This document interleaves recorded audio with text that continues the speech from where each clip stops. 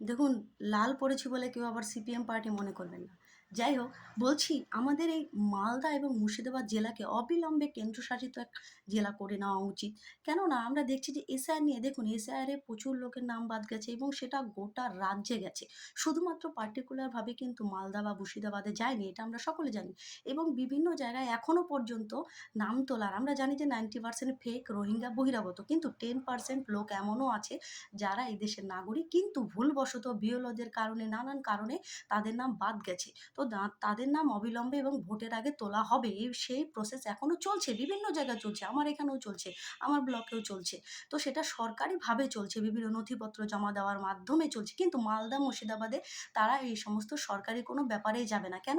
কারণ তারা বেশিরভাগই ওখানে 98% যে হচ্ছে বহিরাগত রোহিঙ্গা।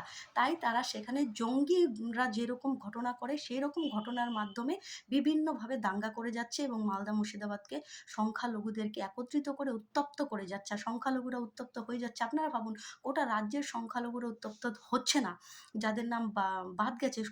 কিন্তু পার্টিকুলারভাবে শুধুমাত্র সেই জায়গার লোকেরাই কেন উত্তপ্ত হচ্ছে? কারণ সেখানেই বেশিরভাগ বহিরাগতরা রয়েছে।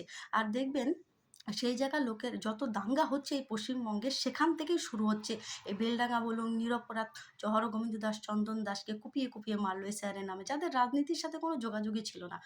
এই হচ্ছে অবস্থা। তাই অবিলম্বে কেন্দ্রশাসিত জেলা করে নেওয়া উচিত। নয়তো সেখানে ওই যে কি ফাকরুজ্জমিন না কি যেন নাম, খুব ডিফিকাল্ট নাম, তো সেই রকম লোকজনেরা, সেরকম জঙ্গিরা সেখানে সাধারণ মানুষকে উস্কানি দিয়ে জঙ্গিমূলক ঘটনা ঘটাবে।